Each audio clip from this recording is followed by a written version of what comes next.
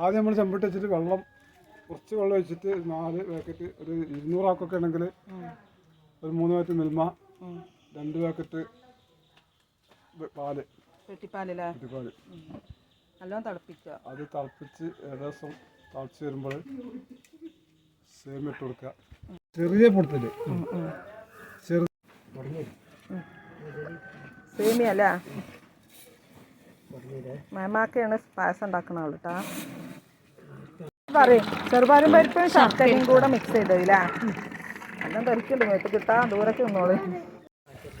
പാവനേരി ഇങ്ങനെ ഇട്ട് കൊടുക്കുക. പാവനേരി ജസ്റ്റ് ഒന്ന് വറക്കണല്ലേ, വറുത്തതിൻ്റെ ശേഷം അതന്നെ വറുത്തിട്ട് ഇട്ട് കൊടുക്കുക. കുറച്ച്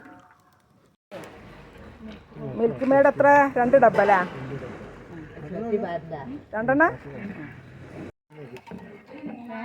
2 മേലിടാനാണ് കുറച്ച് മേലിടലല്ലേ. ഏലക്കായും പഞ്ചസാരയും കൂടെ പൊടിച്ചത് അല്ലേ. ലാസ്റ്റ് പ്രോസസ്സിങ് ആണല്ലേ ഇത്. ഇനി അണ്ടി മുന്തിരി നെയ്യിൽ വറുത്തിട്ട് ഇട്ട് കൊടുക്കുക. പായസത്തിൻ്റെ ഫൈനലില്ലേ.